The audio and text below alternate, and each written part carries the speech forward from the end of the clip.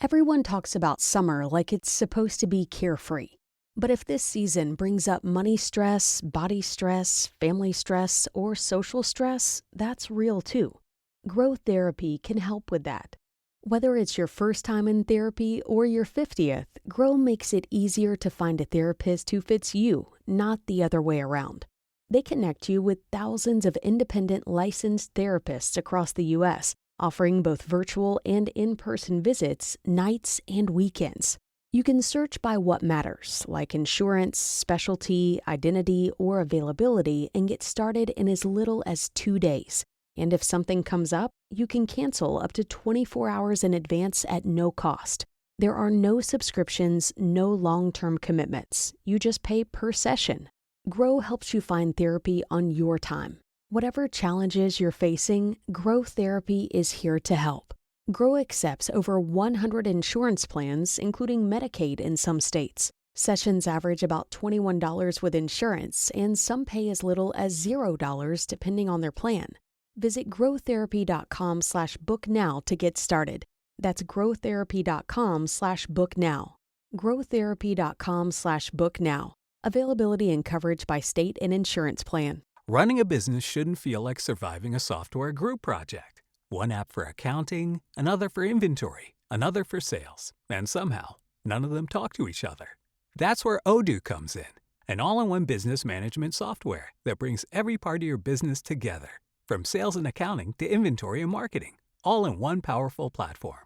No messy integrations, no bouncing between tabs, and best of all, no spreadsheets. Stop managing software and start managing your business with one unified system. Try for free today at odoo.com. That's ODOO.com. Are you noticing your car insurance rate creep up even without tickets or claims? You're not alone. That's why there's Jerry, your proactive insurance assistant. Jerry handles the legwork by comparing quotes side by side from over 50 top insurers so you can confidently hit buy. No spam calls, no hidden fees. Jerry even tracks rates and alerts you when it's best to shop. Drivers who save with Jerry could save over $1,300 a year. Don't settle for higher rates. Download the Jerry app or visit jerry.ai/libsyn today. That's jerry.ai/libsyn.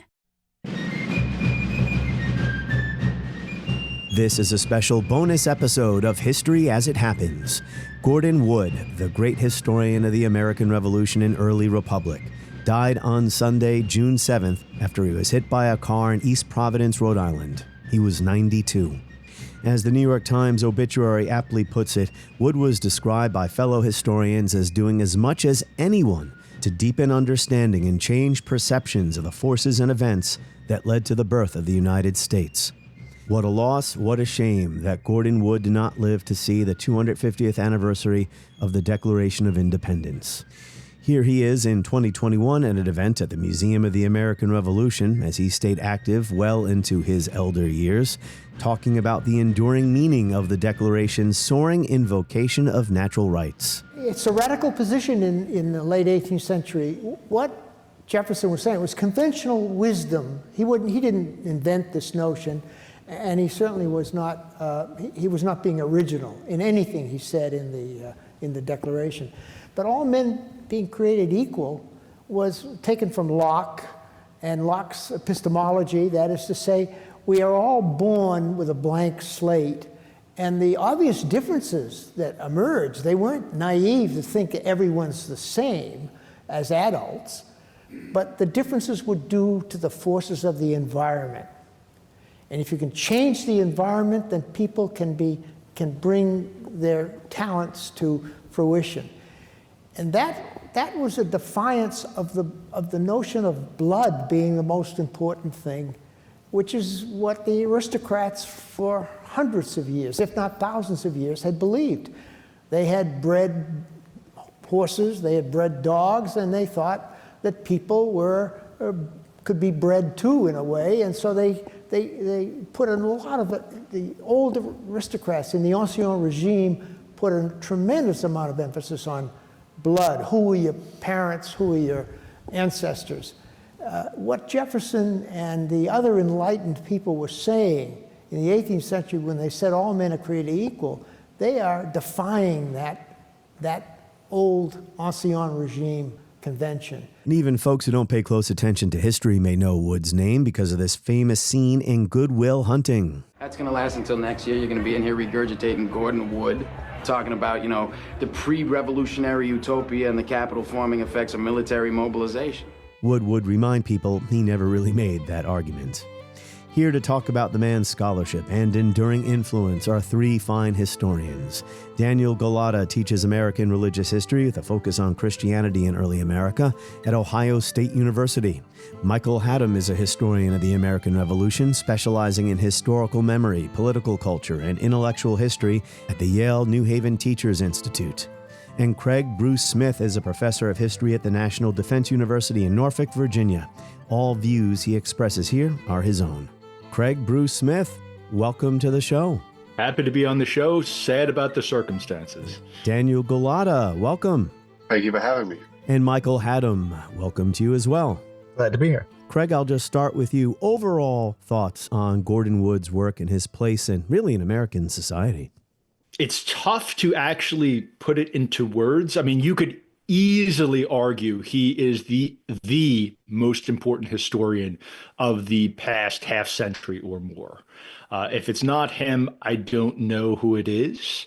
Certainly in early America, I think without question, he is the most influential historian since the late 1960s or early 1970s.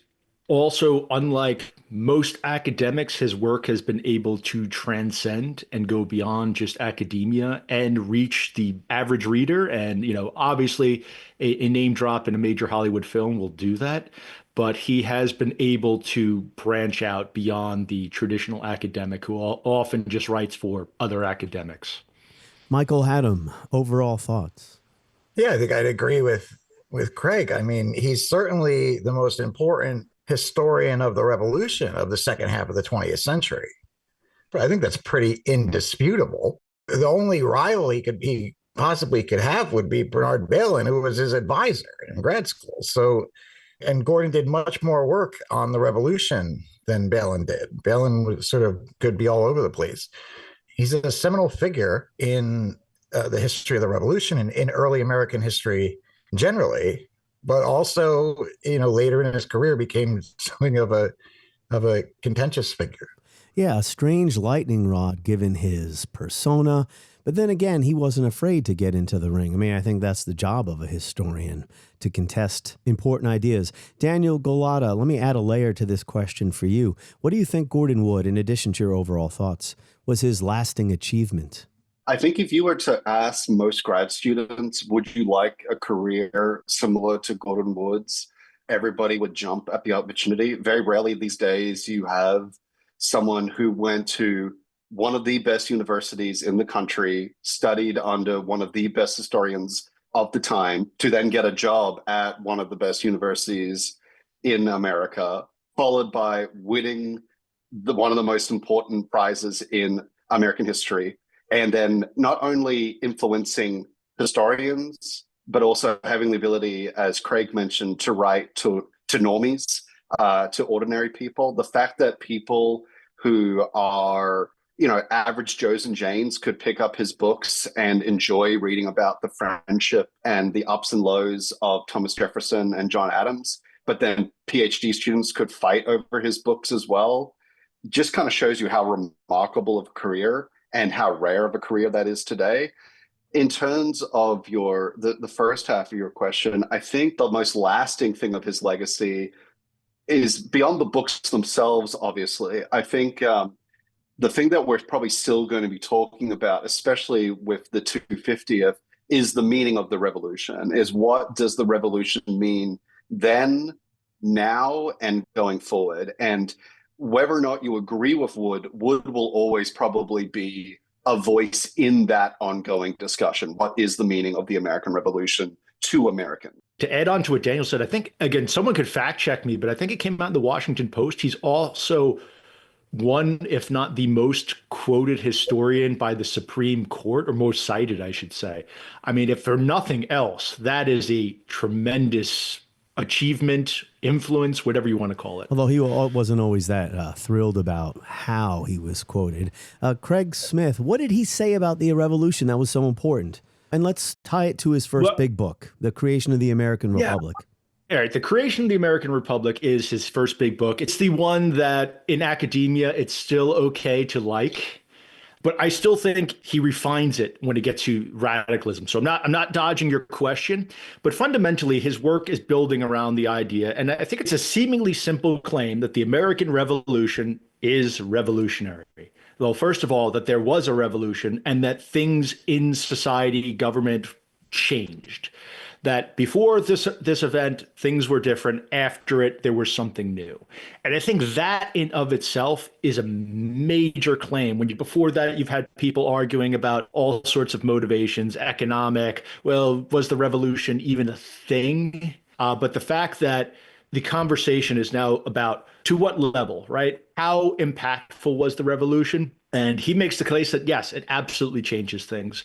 And I think that's in some way, shape, or form, been a lot of the discussion since the 1970s. I'm willing to hear others, but again, fundamentally, you have to address that question. Changes things. Yeah. Go deeper on that, Daniel.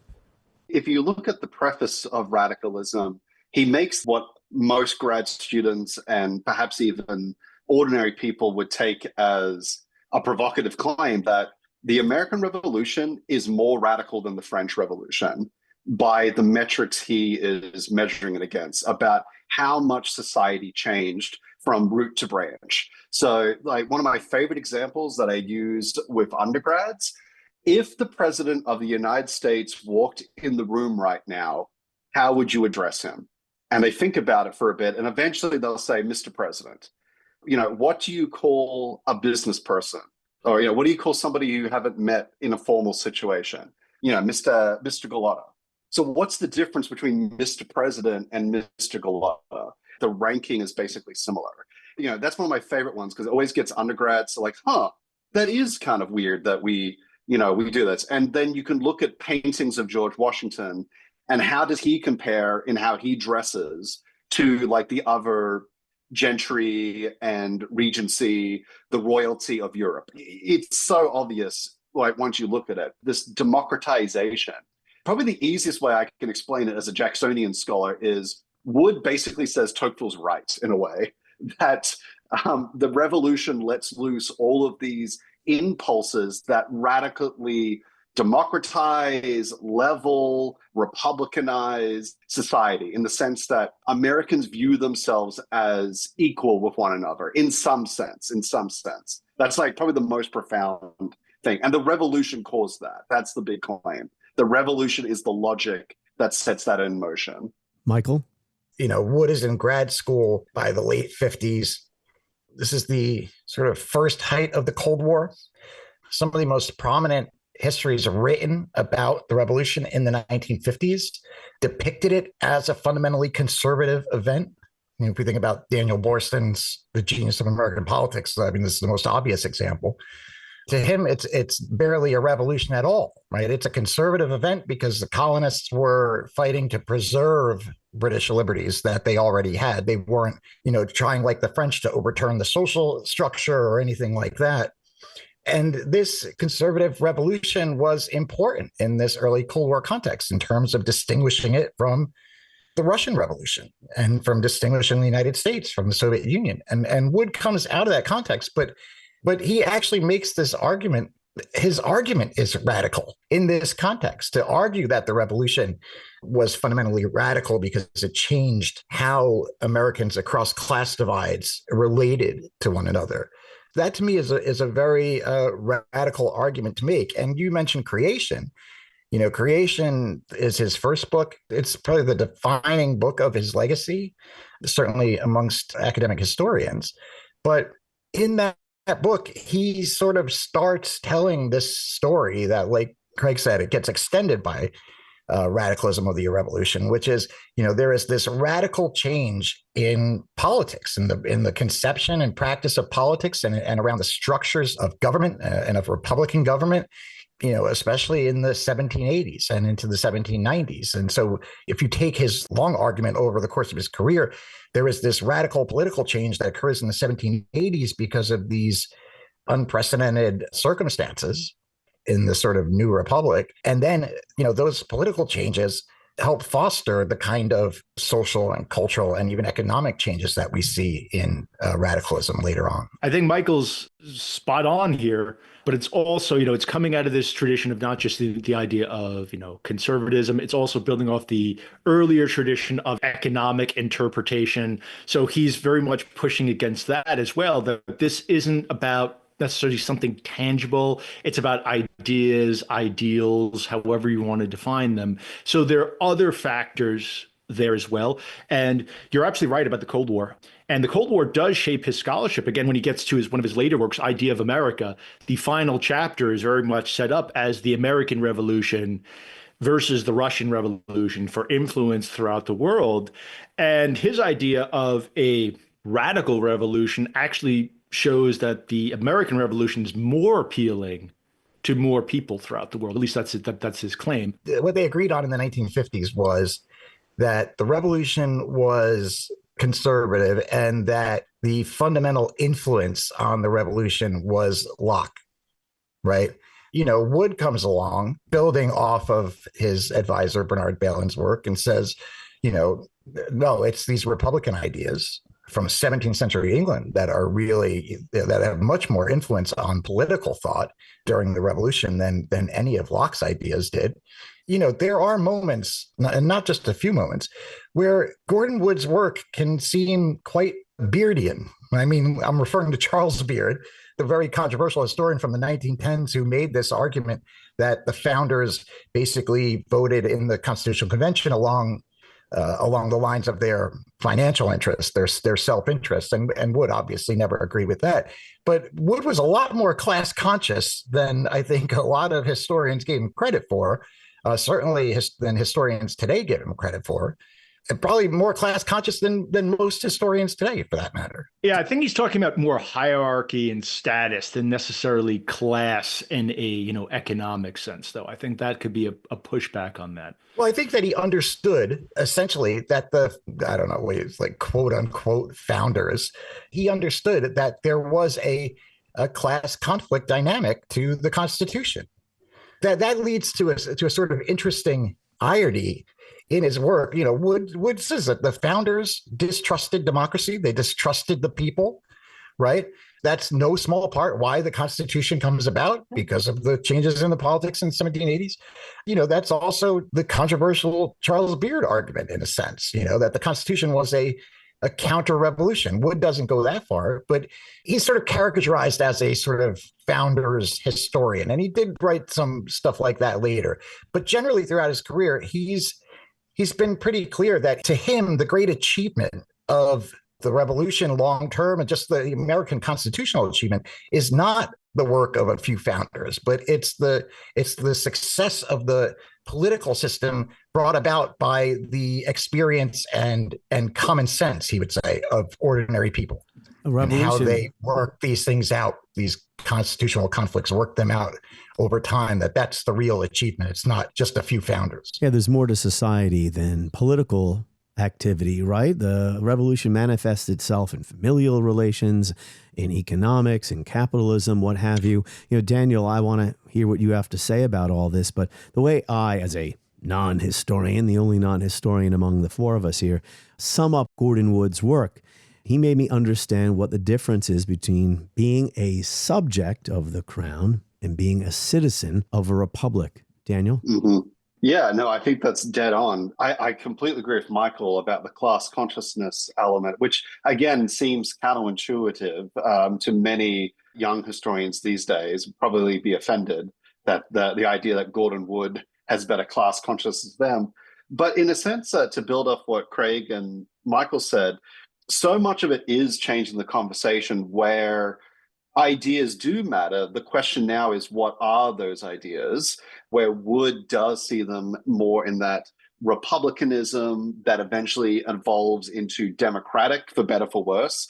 One of the things that people often forget about is that the ending of radicalism of the American Revolution that ends with the rise of Andrew Jackson is far more ambiguous, You know, part of the problem is, how do you contain this radicalism? What are the limiting principles?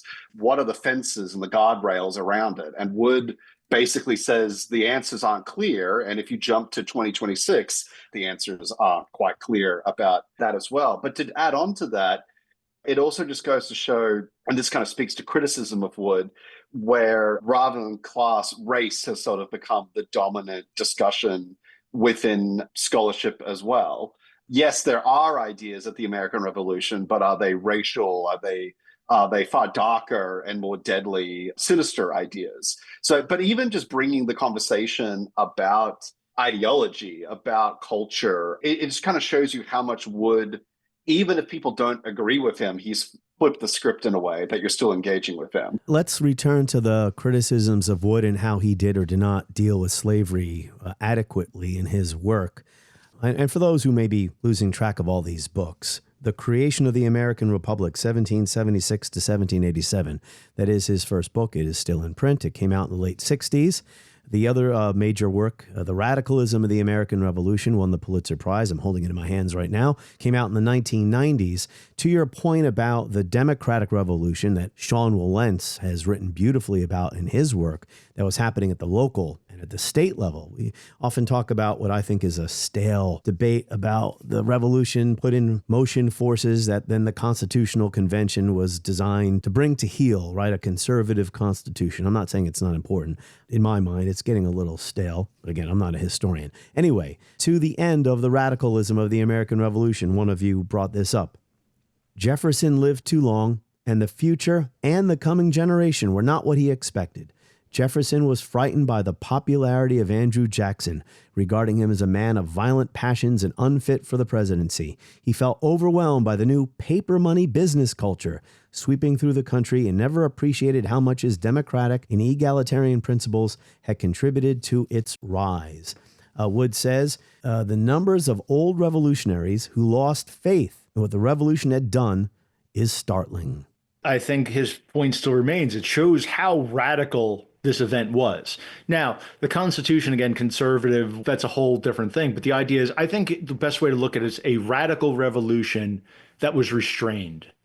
And we could talk about what the restraint is. Is it morality? Is it virtue? Is it politics? What is it? But there's some form of restraint. Now, the founders in their later years bemoaning the next generations. Again, the founders did some pretty incredible things, but at the end of the day, they're still people. And what do people in their elder years often do? They blame those damn kids. So I think it very much is what you have going on is just some generational strife here. Sure. That the revolution has unlocked some new things. It has created chances for others that may not have had them. There is some concern on the part of these aging founders. Will they undo my work? Are they misunderstanding, misinterpreting my words, our intentions? I don't think that's anything particularly necessarily. But it is something, it's something coming from Jefferson, because he was probably the most democratical, least deferential culture of deference that Gordon Wood talks about.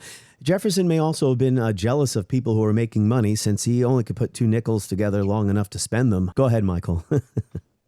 I think for Wood, it's a little bit more than a generational gap. I think the radicalism of the American Revolution is broken down into three sections: monarchy, republicanism, and democracy, right? And the argument is clear from the structure that Americans move from one to the next. And republicanism, that's what the founders intended. That's what they envisioned. They envisioned a republic without political parties. And within 2 years of the new Constitution, they have political parties. So Wood always, to his credit, would always stress, the unintended consequences of the revolution. For many of these founders, democracy was not a desirable goal. It was equated with anarchy for many of these founders, especially, in the context of their, Republican thinking. So this is something they found immediately upsetting and many of them in the 1780s. And that is partly why we get the Constitution. And then as the sort of democratic impulse that the revolution unleashes, as that in their minds begins to sort of spiral out of control by the 1820s, I think those concerns that many of the founders had towards the end of their lives are rooted in exactly how they thought about what the revolution was, what it meant, and what it was supposed to be. There are legitimate concerns, but I think there's a couple of things going on there. So there's concerns about things like civil war as early as the end of the revolution. There's fears of, the French Revolution. And so there's legitimate things you could point to.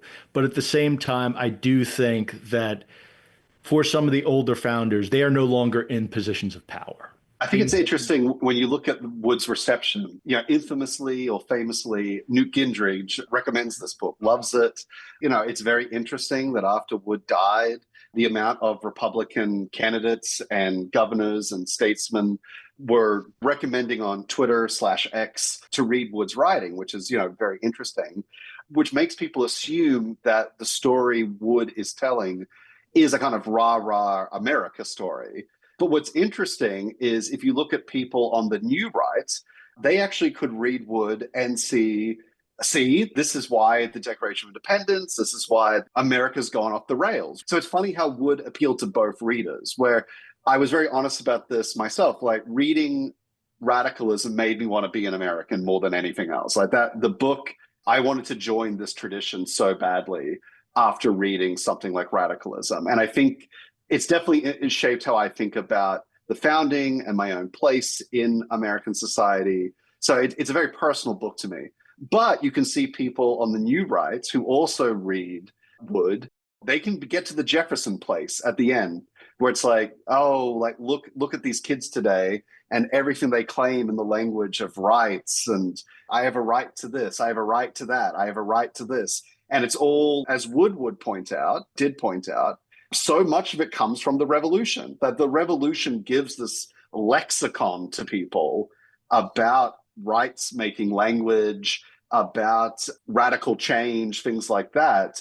Where does it start and where does it end? I think Wood, especially in these later years, Wood always was sort of bemused by Newt Gingrich, sort of publicly circulating and praising his book. I saw one interview where he said that was basically like the kiss of death amongst his fellow academics, That early 90s, when radicalism came out, is sort of the beginning of the second half of his career, where in some sense, he turns into, or he is made into, a sort of symbol of many things. He also certainly, in the last decade or more, he comes to be a symbol of this sort of old academic establishment. That's a big part of the conflicted way that many historians today view Wood. But a part of that is because they're projecting.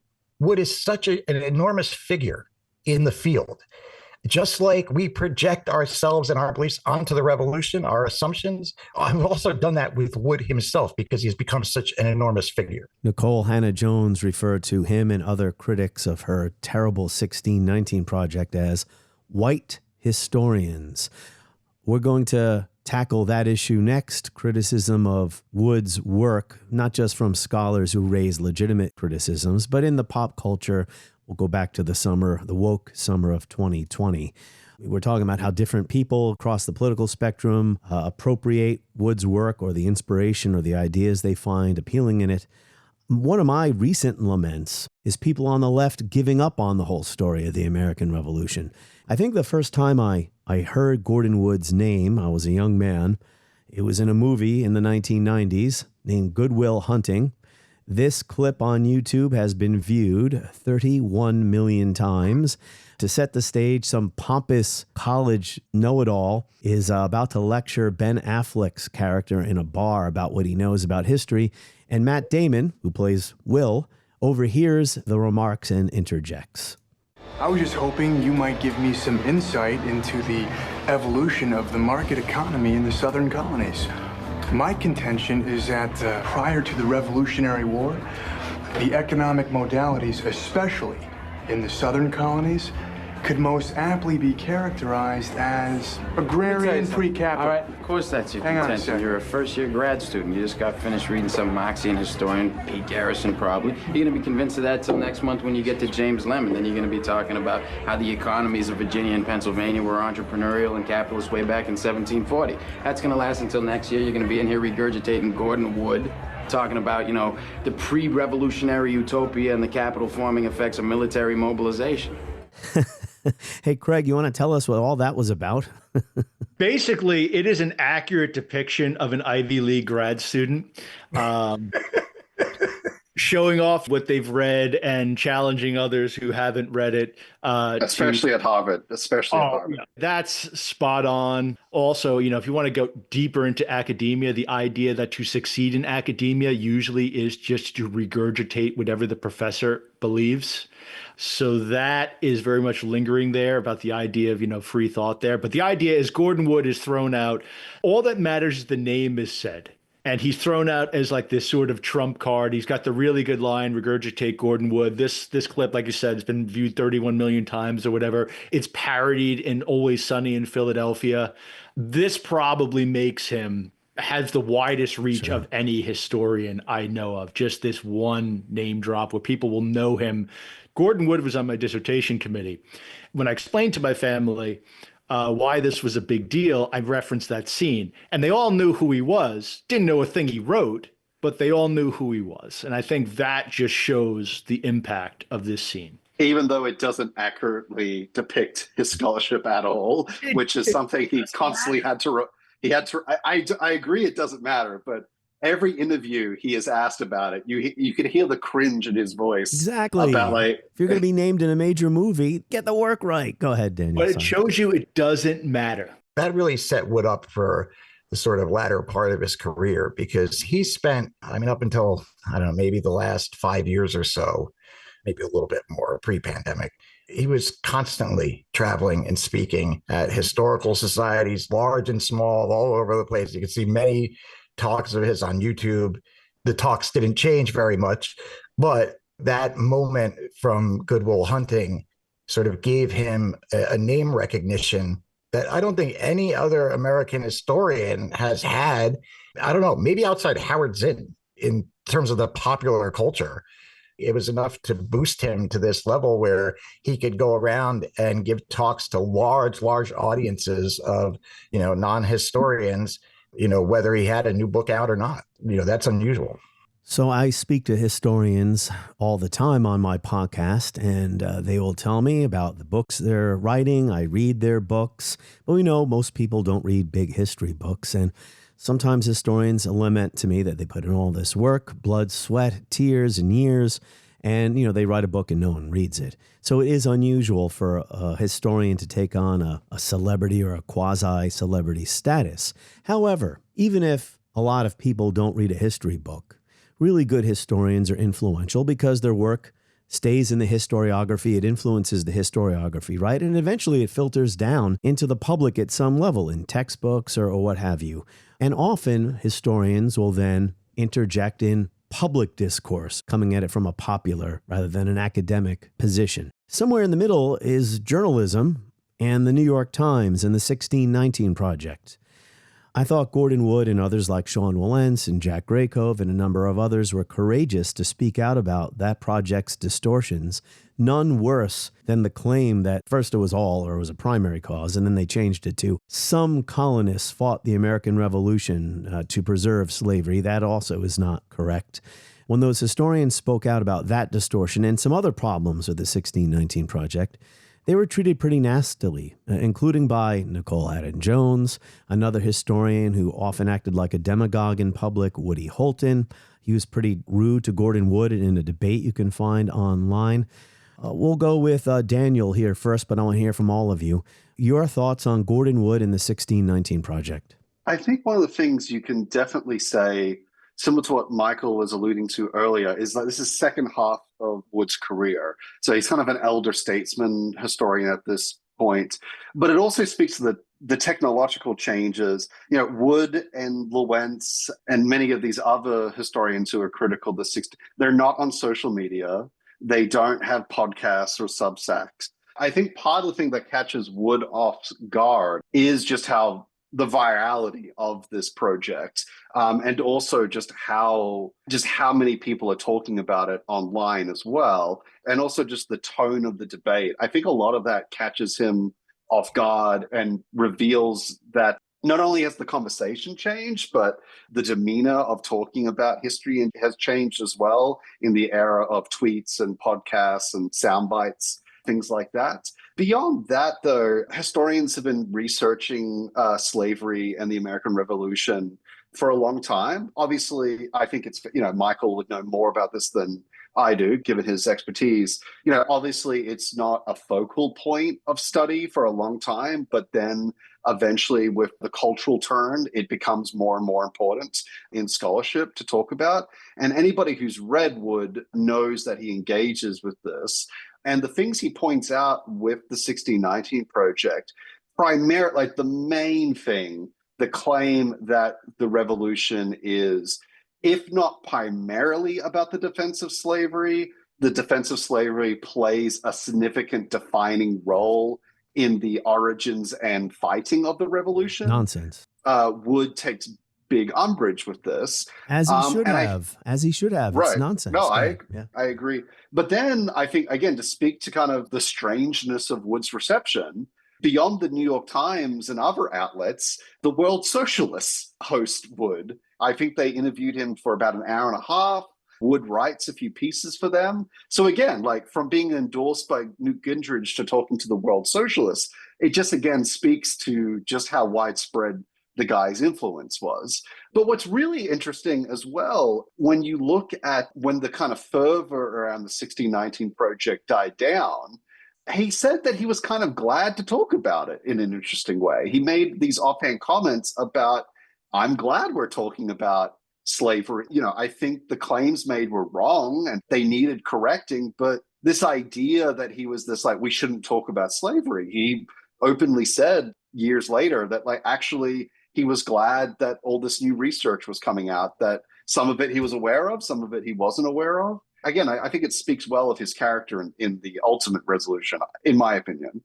I think his critiques of the 1619 Project were exactly right. And he was one of the few, him and, the rest of the Fab Five and maybe a handful of others, that were actually willing to go on the record and say so.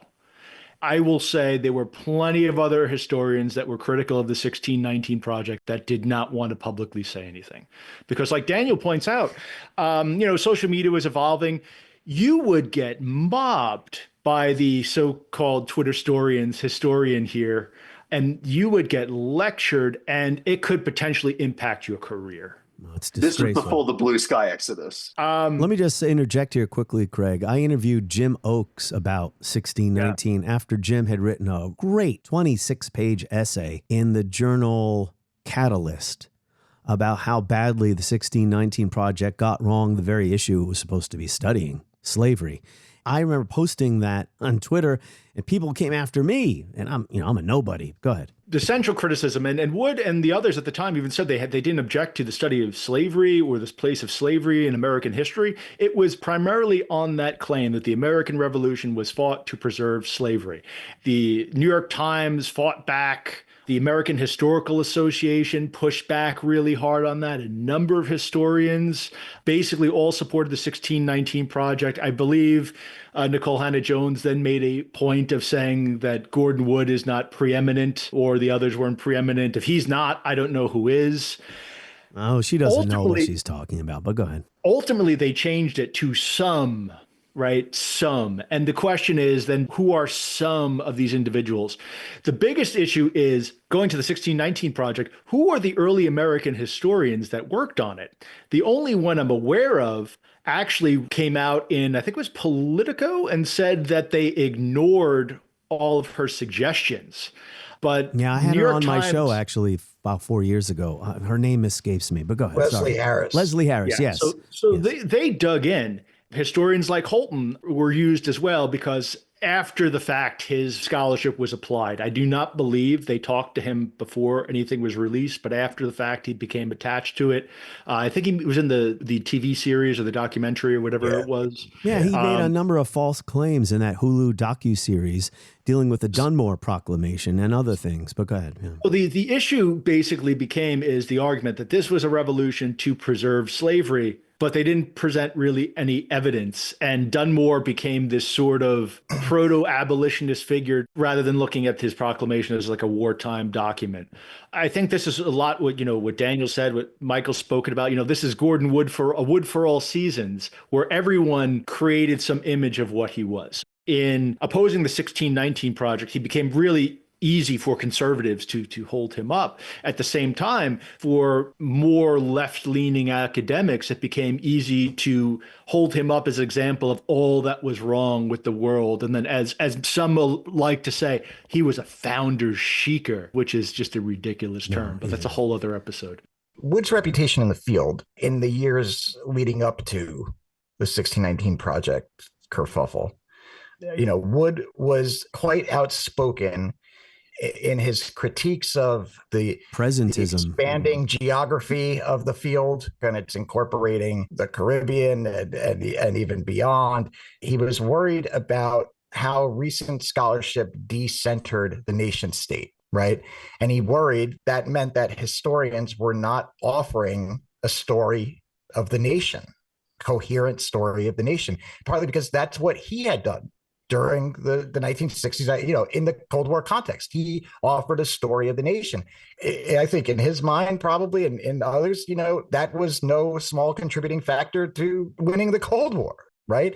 So he had real concerns about the direction of the field, and he was being quite vocal about it, especially, and publishing, especially in conservative outlets like Weekly Standard. And so that really rankled, your typical liberal / left academic historians. So he was already becoming even more contentious than he had been. And the 1619 Project thing, I hate to even lump him in with other critics like Wallentz and Oakes, especially because Oakes had many, many criticisms of the 1619 Project. Wood had one, and it was that line. It was that one of the primary reasons the colonists decided to declare independence was because they wanted to protect the institution of slavery. And he came out and he said that is not accurate.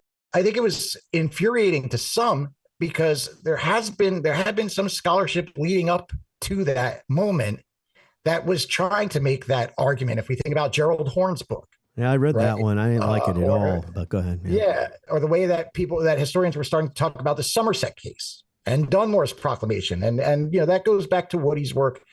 Historians had been sort of making their way to this argument that slavery was an important part of declaring independence, but factually they're just not there yet. And Wood pointing that out, I think it sort of made people more aware of, or just reminded people that part of the scholarship is not quite there. Usually it takes decades for a scholarly argument to make it into the popular culture. This was an example where the argument was in the popular culture way ahead of where it was in the scholarship. And that's a really unique kind of example in early American history and the relationship between historiography and popular culture. I'll say one salutary effect of all of that controversy gave me an opportunity to really sharpen up my knowledge of the Somerset case, of the Dunmore Proclamation, and the real importance of slavery in the American Revolution. It was important on all sides. The problem was the distortion, as we've been discussing, to say it was a cause of independence, right? The actual pro-slavery revolution happens in 1860. If you put it back in the 18th century, you can't explain the causes of the American Civil War, which the 1619 Project was also terrible on. Daniel, go ahead. Daniel Golota. The thing I wanted to add on to, which takes us back to the top of us talking, I think it goes back to like the meaning making of the revolution, where the vision of America and the founding that the 1619 Project is, we are born in this original sin. Our founding conflict is one born out of a white supremacist impulse. In terms of like meaning making and identity formation and the value of the nation and citizenship, the 1619 Project really brings all of that into question. This very deconstructionist impulse. Beyond the historical claims, there are the meta claims behind it as well about the meaning of the revolution. And if you look in terms of its popularity, whether people buy it or not, and they shouldn't, you look at the America 250 and the amount of opinion columns and survey data we have about whether or not we should celebrate the revolution. The fact that we're so divided and unsure about the revolution in 2026, I think really does go to show, A, I think you should read some more Gordon Wood, but B, it does go to show these are not just historical claims. Debates over the revolution are not just debates over historical facts. They are debates about who we are, what we mean, and what is our place in history. And Wood's role in that, I think, is important. Daniel, that's a fantastic point. I think it does matter. We could argue about if Wood is right, wrong, what have you, but as Americans, shouldn't we want him to be right? Isn't this vision of the American Revolution the one we should embrace? One that has removed aristocracy, hierarchy, opened up to merit, opened up to virtue and republicanism. Isn't this the revolution we should embrace? I think that's one of the things that makes him really rare among academics. He notes the faults of the revolution. He notes the faults of the founding, but he still finds something positive there. He still finds something amazing there. And I think that is really the legacy of Wood. And, Michael talked about earlier about he absolutely advances the idea of a nation state. And, perhaps he wants to protect his own work. Perhaps. But if you look at other historians like Jill Lepore, who, again, another, historian who is translated very much into the public circle, not in the same way as Wood, she's also advancing this idea, this role of the nation state, about the need for an American story. She's gotten similar sort of pushback from the critics, particularly academic critics, saying, oh no, this is old fashioned, this is outdated. We have to do, the new trendy niche stuff. Well, I'll just say Jill Lepore also screws up Dunmore in her big book, which otherwise was pretty good. Was it These Truths, a Survey of American History? I would just say Daniel and I did a part review a long time ago where we took some issues with Jill Lepore's book. So as I recall, we didn't take issue with the central idea, but we had a lot of problems with certain sections. She gets a lot of Jackson wrong, in my opinion. Yeah. Michael, go ahead. So I think the central point of Wood's work over his entire career is that the American Revolution was important and that it was central to American history, central to American identity. The American Revolution is our origin story. It's our national origin story. And the 1619 Project proposed a new origin story. The fact that its subtitle of the book was A New Origin Story shows that, underlying all of it is a recognition of the importance of the revolution.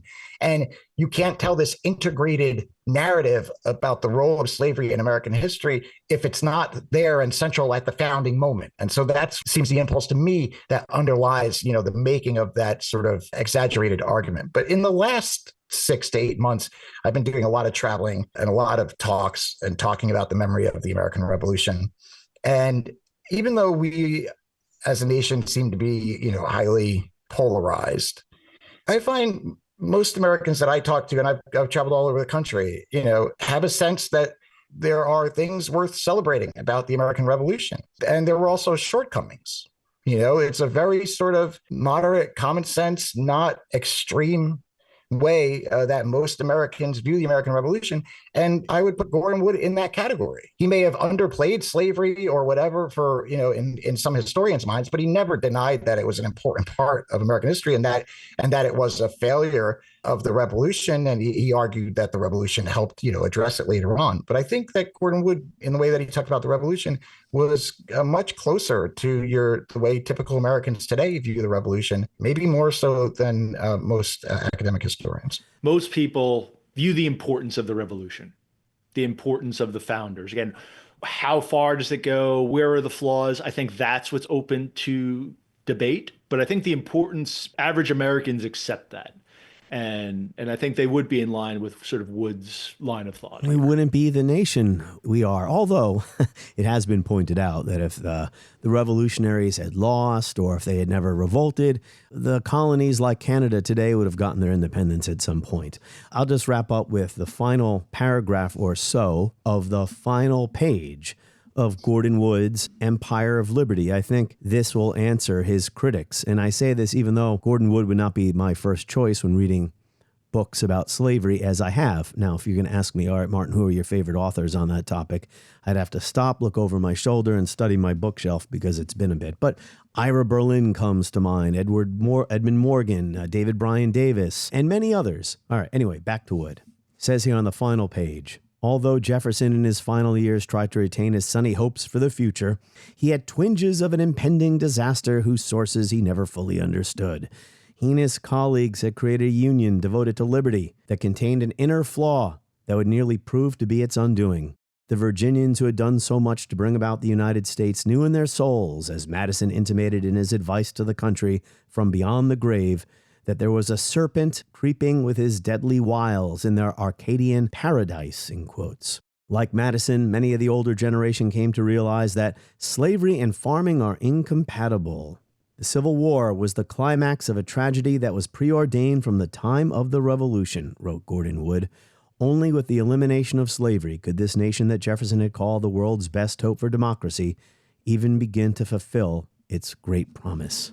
I think Gordon Wood has the rare honor of being able to influence America and historical study in a way that we can only dream of doing in the future. His emphasis on trying to understand the past on its own terms, and as he termed, the having humility about the past. I think that's what we have to take going forward in the study of history. Whether you agree with him, disagree with him, and his conclusions, I think we can all use that going forward. And here is Gordon Wood just last year at a talk at Brown University about his first book, The Creation of the American Republic. It's interesting. I mean, the first part of the book deals with republicanism, the revolution, the ideological debate that led to the Declaration of Independence. The center of the book deals with constitution making. I can only say that my mentor, Bud Balin, didn't like the last part because it suggested that there was a social conflict in the revolution, and he just wouldn't admit that. So when he assigned the book after it was published, he only assigned the middle chapters because he didn't want any suggestion that there was the worthy versus the licentious. And we thank Craig Bruce Smith, Daniel Galata, and Michael Haddam for talking about the amazing legacy of Gordon Wood. And thank you for listening to this special bonus episode of History as It Happens. Please consider becoming a subscriber if you haven't already. You'll have access to all of our bonus content, not just a preview, plus ad-free listening and early access. Just go to historyasithappens.com to sign up.